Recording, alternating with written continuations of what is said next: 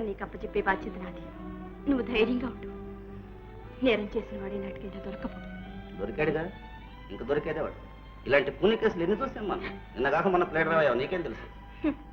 ఏం తెలిసినా తెలియకపోయినా ఒకటి మాత్రం తెలుసు.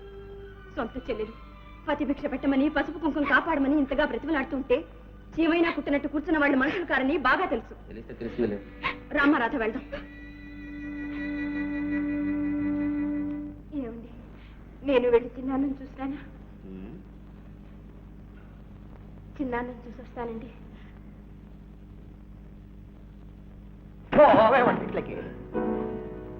చెప్పండి, నాతోనైనా నిజం చెప్పండి.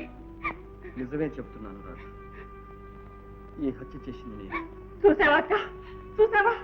వేణు, నువ్వు కూని చేశావంటే ఎవరు నమ్ముతారు? అందరికన్నా ముందు నువ్వే నమ్మాలి. నేను చేసింది ఒక హత్యను. నా భవిష్యత్తు కోసం మా అన్నయ్యను బలి చేశాను. అన్నయ్యకిచ్చిన మాట కోసం తన హృదయాన్ని నాకు అర్పించిన ఒక అమాయకురాలి జీవితాన్ని నాశనం చేశాను. తెలిసి తెలిసి అన్న కూతురు గొంతు కూరి తాడు తగిలించి పాడుబావిలో పడేశాను. ఇవన్నీ నేను చేయక చేసిన హత్యలు శాంతి. కానీ ఇప్పుడు ఇది చేతులారా చేసిన కూడి. వేణు, మాటలతో ఎందుకు మా నోరు మోయించాలని ప్రయత్నిస్తావు? నిజం చెప్పు. ఏవండి, నా ముఖం చూసి చెప్పండి.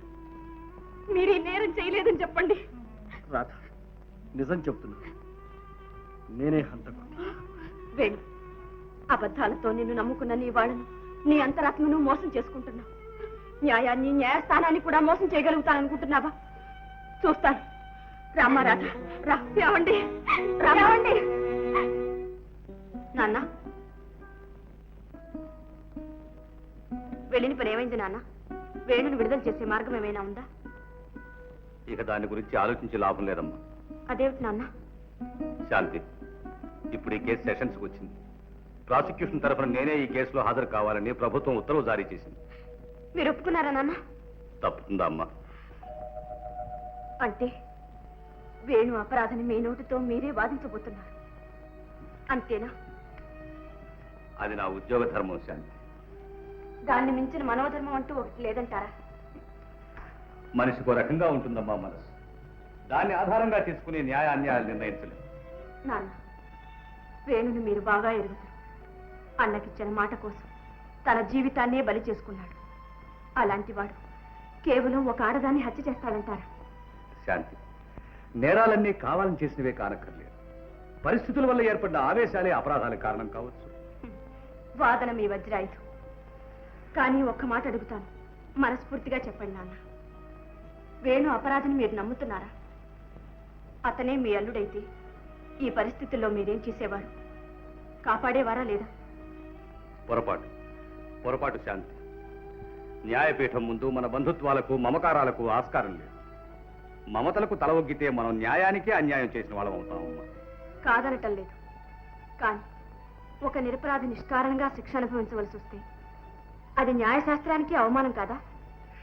నిజమే. కానీ ఈ కేసులో పరిస్థితులు, సాక్ష్యాలు అన్నీ వేణుకి ప్రతికూలంగానే ఉన్నాయమ్మా. అవన్నీ అనుకూలంగా మారుతాయని, మార్చవచ్చని నాకు నమ్మకం ఉంది నాన్న. ఎలా శాంతి? మీరు మాత్రం అపార్థం చేసుకోకూడదు. ఏమిటమ్మా? ఈ కేసులో ముద్దాయి తరఫున వకీలుగా నేను హాజరు కావాలనుకుంటున్నాను. అంటే నాకే వ్యతిరేకంగానమ్మా? అవును నాన్న. Very good. చాలా సంతోషం. ఇంతకంటే నేను గర్వించవలసింది ఇంకేముంటుందమ్మా? శాంతి, ఈ కేసులో నేను జయిస్తే వకీలుగా నాకు గెలుపు, నువ్వు జయిస్తే నిన్ను కన్న తండ్రిగా నాకు గెలుపు. ఎటు చూచినా నాకేనమ్మా గెలుపు. నాన్న, ప్రయత్నించు Shanti. God bless you. Thank you daddy. Thank you.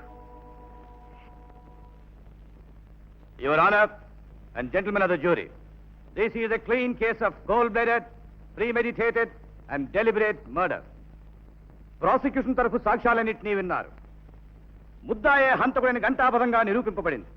అయినా ఒక్కసారి ఆ సాక్ష్యాలన్నింటినీ సింహావలోకనం చేద్దాం.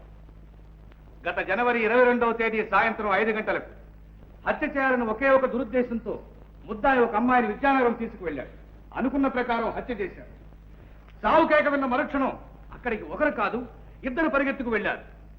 ఆ భయంకర దృశ్యాన్ని చూసిన వారిద్దరూ మెరుపుతీగల్లాగా ఇన్స్పెక్టర్ సుందరం దగ్గరికి వెళ్లి జరిగిన సంఘటన అంతా చెప్పారు. ఇన్స్పెక్టర్ వాయువేగంతో హత్య జరిగిన ప్రదేశానికి వెళ్ళాడు. అప్పటికే హంతకుని చుట్టూ జనం మూగి ఉండడం చేత హంతకుడు తప్పించుకు పారిపోలేని పరిస్థితుల్లో ఉండగా ఇన్స్పెక్టర్ ముద్దాయిని ఖైదు చేశాడు. వస్తుంటే ఒక ఆడ కూతురు కేక వినిపించిందండి. అమ్మ బాబో వినిపించిందా అండి? ఏంట్రా ఇదని చెప్పేసి ఆ పలంగా దగ్గరగా వెళ్ళి చూసామండి. ఏం చూశారు? ఇంకేముందండి, ఒక ఆడ కూతురు చచ్చి పడి ఉందండి. చుట్టూ రక్తపు ఎల్లు అండి. తర్వాత